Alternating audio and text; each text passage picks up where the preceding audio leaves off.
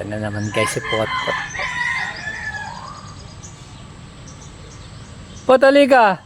Ano nagawa mo dyan? Halika, dali. Halika, kantahan mo ako. Dinapuan na naman ako ng kalungkutan. Opo, opo. Saan ka galing? Saan ka galing? Ba't di ka na naman pumasok? Doon ako galing. Eh, ba't di ka na naman pumasok? Huwag mo sabihin wala ka na naman baon.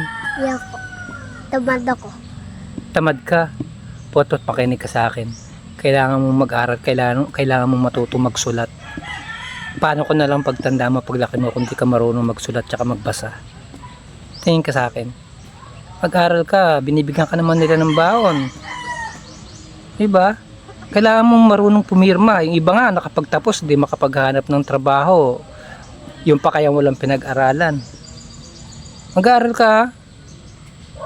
Pag wala kang baon, magsabi ka lang. Andiyan pa si Melay, binibigyan ka ng 10 piso araw-araw, pamasahe mo.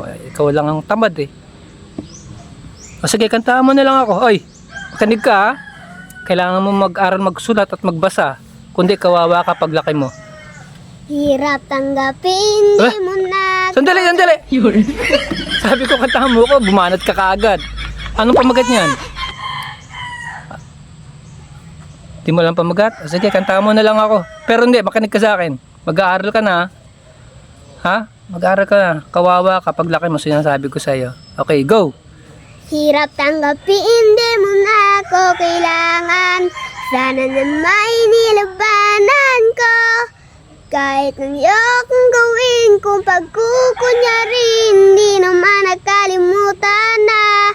Ayoko bang mawalan na pag-asa, mga mata mo'y nasilayan ko. Ayong mangyari sa tayo hanggang sa uli, tuluyan makakalimutan na.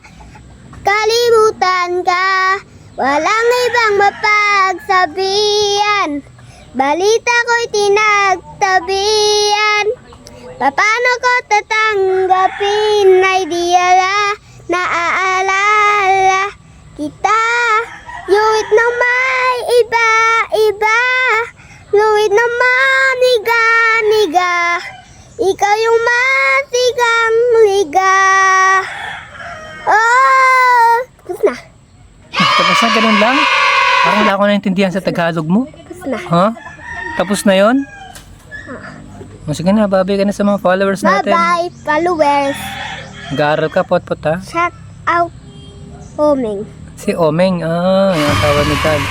Hoy, Potpot, nag-aaral ka ha? Sige na, babay na. Bye-bye. Ciao.